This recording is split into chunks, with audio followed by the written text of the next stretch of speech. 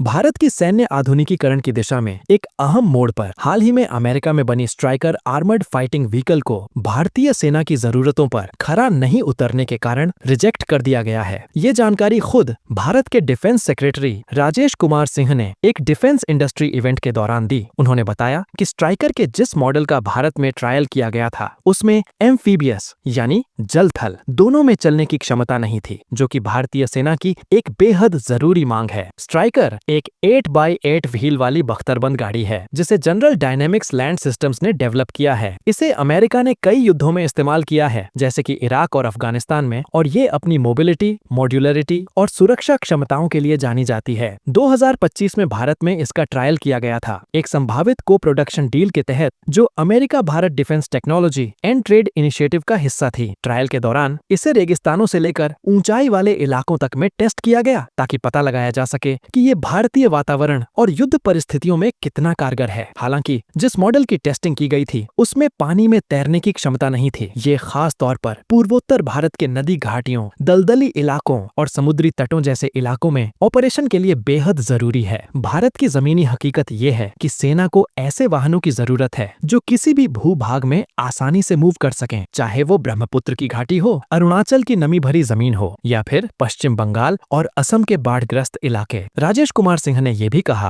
कि अमेरिका की ओर से एक एम्फीबियस वेरिएंट दिखाने का वादा किया गया है, जो एक भविष्य की Bharat America joint military exercise में प्रेजेंट किया जाएगा। इसका मतलब ये है कि भले ही ये मॉडल फेल हो गया हो, लेकिन दोनों देशों के बीच सैन्य सहयोग अभी भी बना हुआ है। अब बात करें आर्मी के व्हील्ड आर्मर्ड प्लेटफॉर्म प्रोजेक्ट की, तो इसका उद्देश्य है पुराने सोवियत जमाने के BRDM-2 जैसे वाहनों को हटाकर एक मॉडर्न, तेज और ताकतवर वाहन लाना जो जरूरत के हिसाब से कस्टमाइज किया जा सके। मतलब एक ऐसा प्लेटफॉर्म जो ट्रूप कैरियर भी बन सके, उस पर एंटी टैंक मिसाइल या रिमोट वेपन सिस्टम भी लगाए जा सकें और जो जरूरत पड़ने पर पानी में भी चले। यही वजह है कि एम्फीबियस कैपेबिलिटी एक नॉन नेगोशिएबल मांग बन चुकी है। स्ट्राइकर अपने टेस्टेड वर्जन में भले ही लेटेस्ट तकनीक, 30 mm की टोप और ID से सुरक्षा के फीचर्स के साथ आता हो, लेकिन अगर वो नदी या बाढ़ के पानी को पार नहीं कर सकता तो भारतीय सेना के लिए उसकी उपयोगिता सीमित रह जाती है। अमेरिकी सेना के पास एम्फीबियस प्रोटोटाइप जैसे कि टेरेक्स ICV जैसे मॉडल मौजूद हैं, जिन्हें अब इंडिया में डेमो करने की बात चल रही है। भारत में इस डील की बात इसलिए भी दिलचस्प है क्योंकि इसका कुल मूल्य $1 अरब से ज्यादा का है और इसमें टेक्नोलॉजी ट्रांसफर और भारत में निर्माण की बात भी शामिल है, यानी मेक इन इंडिया और आत्मनिर्भर भारत को भी बढ़ावा मिलेगा। Tata advanced systems, Larsen and Toubro और महिंद्रा डिफेंस जैसी कंपनियां इस संभावित प्रोजेक्ट में पार्टनर बन सकती हैं। खास बात यह है कि टाटा और DRDO मिलकर पहले से ही एक indigenous 8x8 amphibious vehicle Castrol पर काम कर चुके हैं, जो फिलहाल ट्रायल्स में है। अब असली सवाल यह है कि क्या भारतीय सेना एक विदेशी सिस्टम को चुनती है जो बैटल प्रूवन है लेकिन भारतीय जरूरतों के हिसाब से अभी भी अधूरा है, या फिर वो केस्ट्रल जैसे स्वदेशी विकल्प पर भरोसा दिखाती है जिसे घरेलू जमीन और जरूरतों को ध्यान में रखकर ही डिजाइन किया गया है। यह फैसला सिर्फ टेक्निकल नहीं बल्कि स्ट्रेटेजिक भी होगा, क्योंकि इसमें सिर्फ एक गाड़ी नहीं बल्कि आत्मनिर्भरता, इंडस्ट्री की ताकत और भविष्य के युद्ध की तैयारी दांव पर है।